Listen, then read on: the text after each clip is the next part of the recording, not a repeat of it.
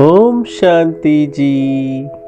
आज परमात्मा विवेक के ऊपर चर्चा करा रहे हैं। यानी कि विवेक का अर्थ है सत्य का बोध होना, यानी यथार्थ वस्तु को यथार्थ में जानना, यानी जो वस्तु जैसी है उसको वैसा ही जानना, यानी कि तत्व ज्ञान होना, यानी पदार्थ विद्या होना, यानी कि ज्ञान होना, सही सही नॉलेज होना। यानी जो पदार्थ जिस रूप में है उसे उसी रूप में व्यक्त करने वाली विद्या को ही विवेक कहते हैं। जी भाइयों, यदि ऐसी विद्या जिसके पास है उसी के पास तो विवेक है और उसी को ही वैराग्य होता है। जी भाइयों, जिसे वैराग्य होता है उसी भाग्यशाली व्यक्ति को ही योग में समाधि लगती है भाइयों। यानी आत्मा और परमात्मा के दर्शन होते हैं, यानी कि उसी को ही ईश्वर के दर्शन होते हैं भाइयों। जी, जिस व्यक्ति को वैराग्य हो रहा है समझ लो उसमें विवेक है। जी, तो वो व्यक्ति आत्मविद्या को जानता है, वो तत्व ज्ञानी है, वो पदार्थ विद्या को अच्छे से जानता है। यानी कि जो पदार्थ जैसा है, जो पदार्थ को वैसा ही जानता है और पदार्थ को उसी पदार्थ के रूप में जानकर उस पदार्थ को यथार्थ रूप में व्यक्ति प्रयोग में जब लाता है उसे विवेक कहते हैं। जी भाइयों, यानी जो पदार्थ जिस रूप में है, जो पदार्थ जिस रूप में है उसी पदार्थ को उसी रूप में जानना ही विवेक है। और व्यक्ति जब उस पदार्थ को जानकर उस पदार्थ के स्वरूप को पहचान लेता है तो वो उस वस्तु का प्रयोग किस रूप में करता है, जब वो जान जाता है फिर उसी रूप में करने लगता है भाइयों। और फिर उसे जब व्यवहार में उतारता है उसी का नाम वैराग्य है। समझ गए भाइयों? यानी वस्तु को सही सही व्यवहार, पूर्ण रूप जानना और उस वस्तु के प्रति वैसा ही व्यवहार करना, यही तो वैराग्य है। जी, यानी कि घर बार छोड़ने को वैराग्य नहीं कहते हैं। दुनिया को छोड़ना, दुनिया से दूर हो जाना, दुनिया से दृष्टि दूर कर लेना, यही वैराग्य नहीं है।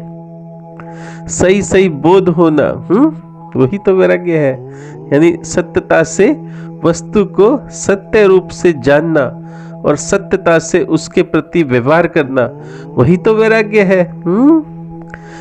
वही तो धर्म है, वही तो सत्य ज्ञान है, यही तो आत्मज्ञान है भाइयों।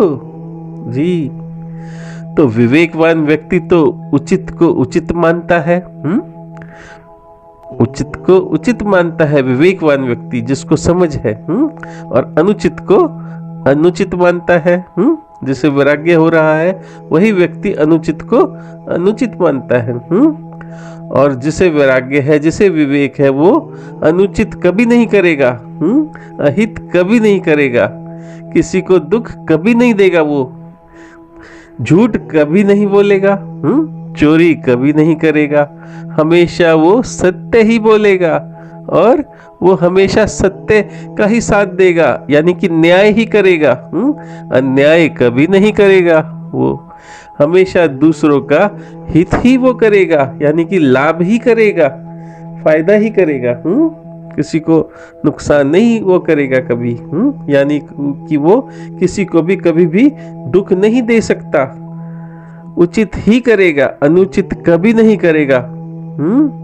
उसके व्यवहार में हमेशा प्रेम ही मिलेगा आपको, मिठास ही मिलेगी, यानी कि सुख ही मिलेगा, यानी कि अनंत आनंद ही मिलेगा। जी, और दुनिया में वो सबसे अलग निराला ही लगेगा। वो वैराग्यवान व्यक्ति वो लगेगा, विवेकवान व्यक्ति वो लगेगा। तो विवेकवान व्यक्ति कभी भी किसी को दुख नहीं देता, किसी को भी वो उल्टा ज्ञान नहीं देता, सत्य ही वो बोलेगा, सत्य ही प्रकाशित होगा उससे। जिस प्रकार सत्य का कभी जन्म नहीं होता, सत्य का कभी जिस प्रकार कभी मरण नहीं होता, जिस प्रकार सत्य कभी भी बदलता नहीं है। सत्य तो भाइयों अजन्मा है जी।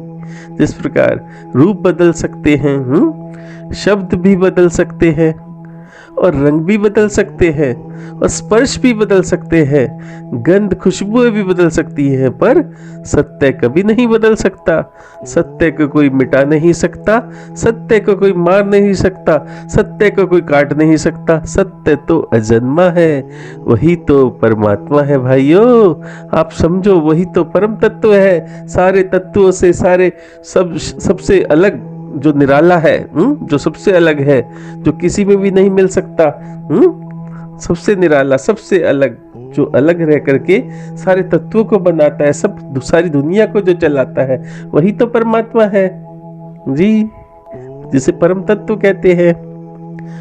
ये विवेकवान व्यक्ति ही अपनी विवेकता से जान पाता है, तभी तो उसे वैराग आ जाता है सारे तत्वों की दुनिया से। और आज संसार को ऐसे ही विवेक, ऐसे ही वैराग्य को समझने की आवश्यकता है भाइयों जी। ओम शांति भाइयों, थैंक यू, प्रणाम, थैंक यू।